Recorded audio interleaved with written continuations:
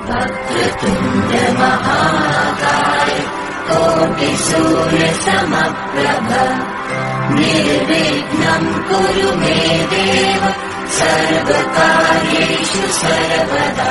మీ అందరికీ నమస్కారం।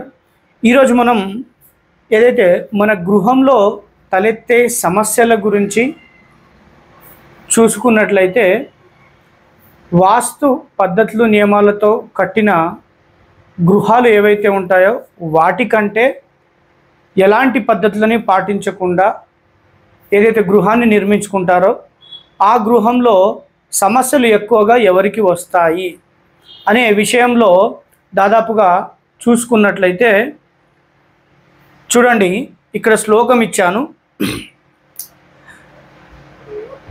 భగవంతుడైన విశ్వకర్మనే ప్రత్యక్షంగా చెప్పడం జరిగింది।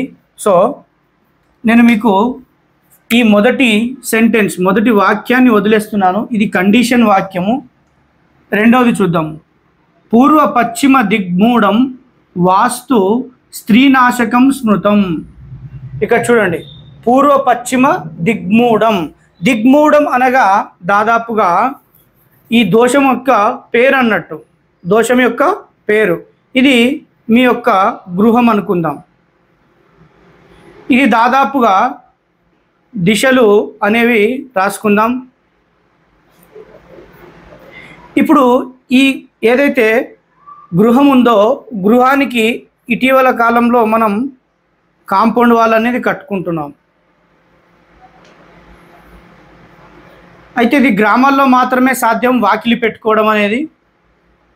సో ఇప్పుడు చూద్దాం, ఇక్కడ తూర్పు పడమర ఉత్తర దక్షిణాలు ఇవ్వడం జరిగింది। అయితే మీ ప్లాట్ అనేది ఎగ్జాక్ట్గా 90 డిగ్రీస్కి ఉందా?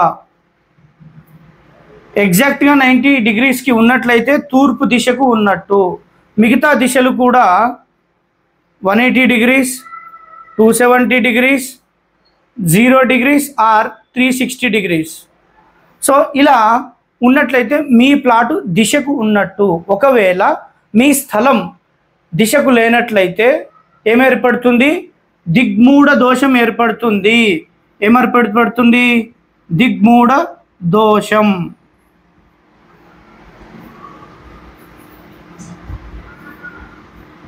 ఈ దోషం అనేది ఎలాంటి సమస్యల్ని తీసుకొస్తుంది?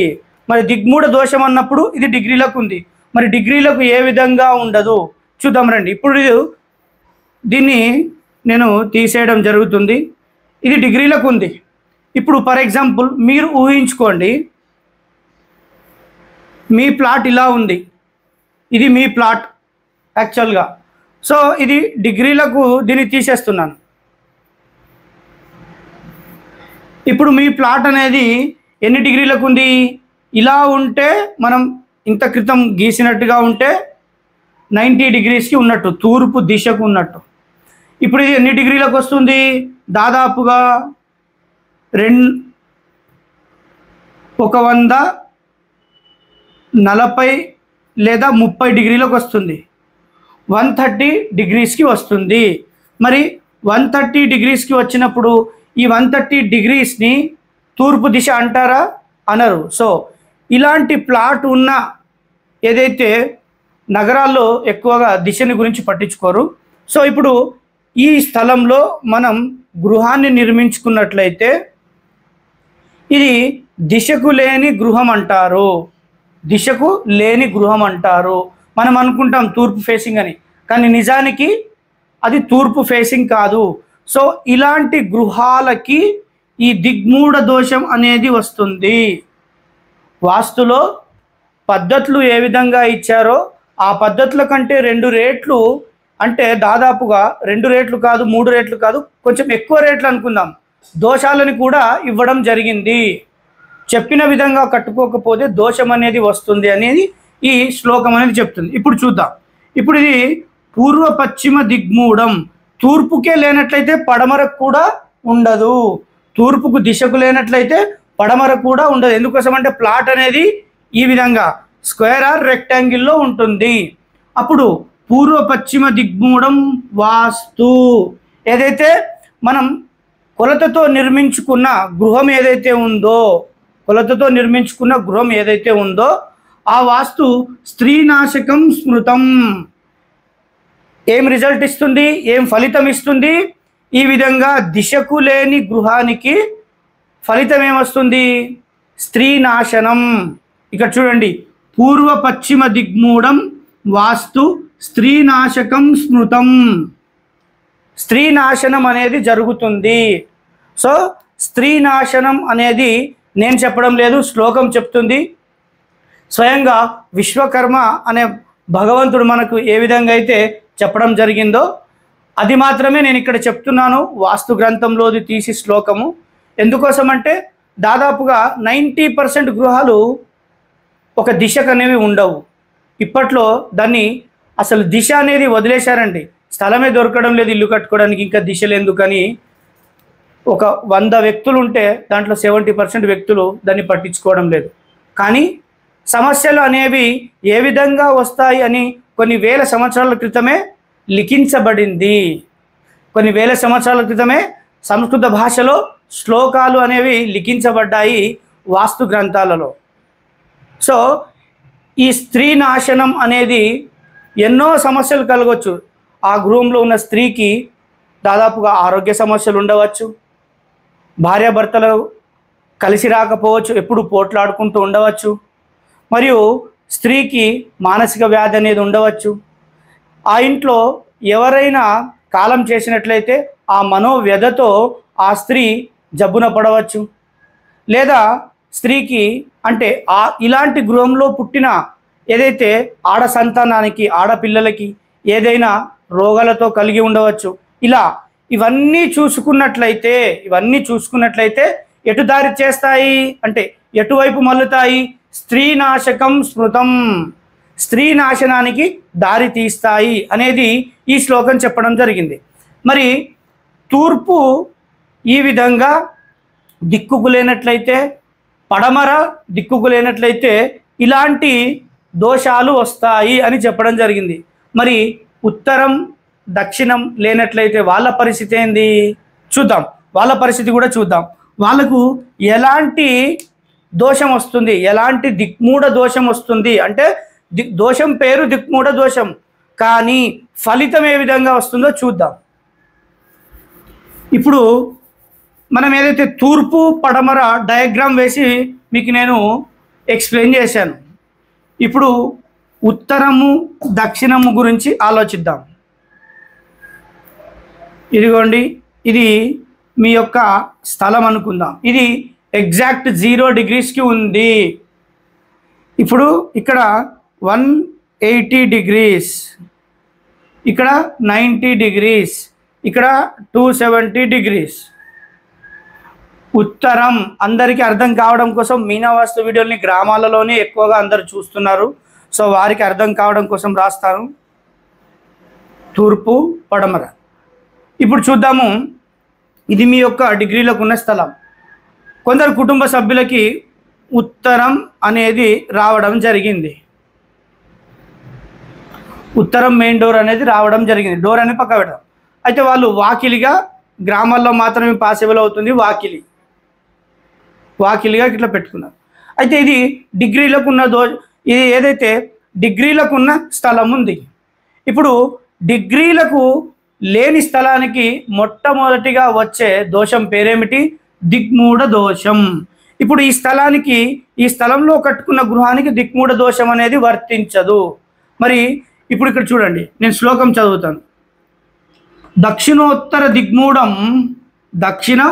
దిగ్మూఢం సర్వనాశంకరం భవేత్. ఏమని చెప్తుంది? దక్షిణ ఉత్తర దిగ్మూఢం సర్వనాశంకరం భవేత్. అంతా నాశనం, సర్వం నాశనం జరుగుతుంది.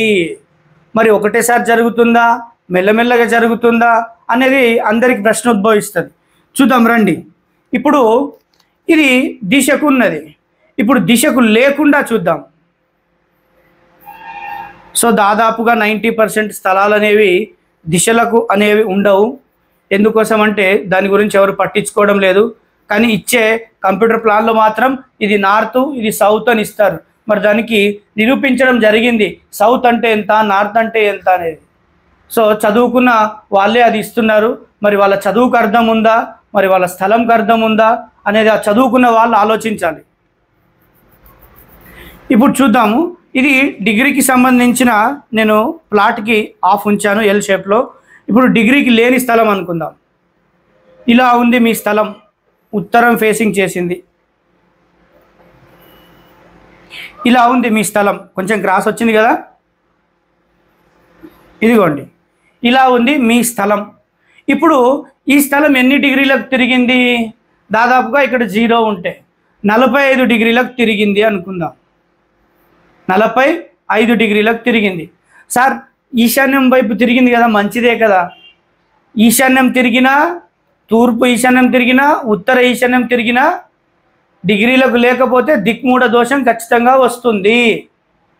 సో ఉత్తర ఈశాన్యం, తూర్పు ఈశాన్యం తిరగాల్సిన అవసరం లేదు.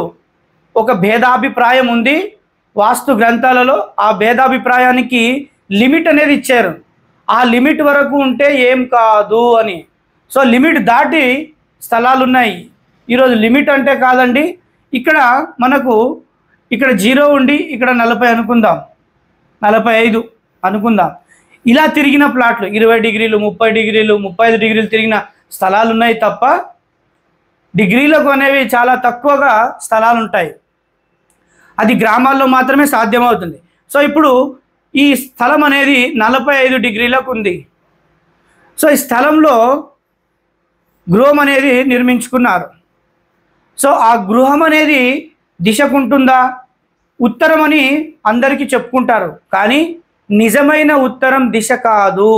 అప్పుడు వచ్చే మొట్టమొదటి దోషం పేరేమిటి? ఆ గృహానికి దిక్మూఢ దోషం. చూద్దాం. మరి దిక్మూఢ దోషం 2 రకాలు ఉంది కదా. పూర్వ పశ్చిమ అని మొదటిది చెప్పుకున్నాము, ఇదిగోండి. మరి రెండవది దక్షిణ ఉత్తరము లేదా ఉత్తర దక్షిణము. ఒకవేళ సౌత్ ఫేసింగ్ ఉన్నా, నార్త్ ఫేసింగ్ ఉన్నా ఈ దోషమే వస్తుంది. అప్పుడు పడమర ఉన్న, తూర్పు ఉన్న పైన దోషం వస్తుంది. సో చూద్దాం. దక్షిణ ఉత్తర దిగ్మూఢం సర్వనాశంకరం భవేత్. అంతా నాశనం జరుగుతుంది. సో ఎలా జరుగుతుంది? ఇటీవల కాలంలో ఒక వాస్తు వ్యక్తి మీ ఇంటికి వచ్చినప్పుడు చూడాల్సినవి చూడకుండా తనకొచ్చిన విధానాన్ని చెప్పి వెళ్ళిపోతున్నాడు. అది ఇక్కడ కింద శ్లోకం ఉంటుంది. అంటే ఆ శ్లోకాన్ని కింద ఎపిసోడ్ చేద్దాం అనుకుంటున్నాను. ఎందుకోసం అంటే దక్షిణ ఉత్తర దిగ్మూఢం ఏదైతే అంతా నాశనాన్ని చేస్తుందో, సర్వనాశంకరం అంతా నాశనం చేస్తుందో, దానిని పరిశీలించి చెప్పాల్సిన బాధ్యత వాస్తు వ్యక్తి పైన ఉంటుంది. కానీ ఆ వాస్తు వ్యక్తి తప్పుడు మాటలు, సరైన జ్ఞానం, వాస్తుకు సంబంధించిన నాలెడ్జ్ లేకపోవడం వల్ల మిమ్మల్ని తప్పుడు విధంగా చెప్పి, ఉన్నదానినే చెప్పి, అది చెప్పేది మీకు తప్పు అవుతుంది. అందుకే తప్పుడు విధానంగా చెప్పి మీ యొక్క నాశనానికి పాల్పడుతున్న రెండవ వ్యక్తి ఎవరు అనంటే వాస్తు వ్యక్తి. మొదటి వ్యక్తి ఎవరు అనేది నెక్స్ట్ శ్లోకంలో చెప్తాను నేను. ఆ శ్లోకం మీకు అర్థమవుతుంది. సో ఇక్కడ చూడండి, వాస్తు వ్యక్తి ఇలా గృహం కట్టించినట్లయితే మీ కుటుంబంలో సమస్యలకు రెండవ వ్యక్తి వాస్తు వ్యక్తి కారణం అవుతాడు. అందుకోసమే ఏదో వాట్సాప్ల్లో, వీడియో కాల్లో గృహాలను వీడియో తీసి పెట్టడం, మాకు ఈ సమస్య వస్తుందని వాట్సాప్ ప్లాన్ పంపించడం, వేరే దగ్గర నుంచి ప్లాన్ తీసుకొచ్చి ఇది చూడండి అని పెట్టడం, ఇవన్నీ కూడా మీ నాశనానికే దారి తీస్తాయి. ఆ వాస్తు వ్యక్తి సైట్కి వచ్చి కళ్ళతో గృహాన్ని చూస్తే తప్ప తెలియదు. సో అందరూ ఇదే విధానాన్ని ఫాలో అవుతున్నారు. అంటే మీ నాశనాన్ని మీరే కొని తెచ్చుకుంటున్నారు. ఎందుకు? మీ ప్లాట్ అనేది దిశకు లేకపోతే ఇది మీకు ఇష్టమా? ఈ యొక్క దోషం అనేది ఇష్టమా? దోషం యొక్క ఫలితం ఇష్టమా? సర్వనాశంకరం ఇష్టమా? మరియు స్త్రీ నాశకం ఇష్టమా? సో గృహంలో ఏర్పడే సమస్యలకి వాస్తు అని మీరు గినక ఫీల్ అయినట్లయితే, వాస్తు ద్వారా సమస్యలు వస్తున్నాయి అని అనుకుంటే, అసలు మనం గృహాన్ని ఎలా నిర్మించుకున్నాం అని ఆలోచించాలి. సో ఈ 2 సమస్యలు ఏవైతే, ఈ 2 ఫలితాలు ఏవైతే ఉన్నాయో, ఈ ఫలితాలు, దోషం యొక్క ఫలితాలు రావద్దు అంటే మీ గృహాన్ని దిశకు కట్టుకోండి. సో దిశకు కట్టకపోతే ఇలాంటి ఫలితాలు వస్తాయి అని ఇక్కడ నేను పేరు అనేది ఇవ్వడం జరిగింది. సో మీరు ఆలోచించి నిర్ణయాలు తీసుకోవాలి. గృహం కట్టే ముందు ఒక 6 నెలలు 1 సంవత్సరం నుంచి ఆలోచించాలి.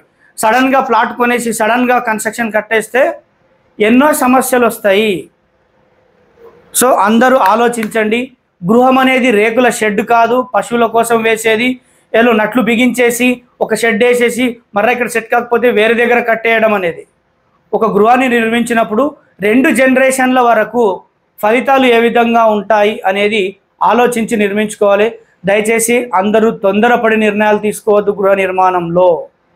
ఏదో సోషల్ మీడియాలో ఏదో అట్రాక్ట్గా వీడియోలు చేసి ఏదో అట్రాక్ట్గా చెప్పి ఏదో ఆకర్షిస్తున్న వారి వీడియోలు చూసి అట్రాక్ట్ కావద్దు. అది మీనా వాస్తైనా సరే నిర్ణయం మీరనేది తీసుకోవాలి.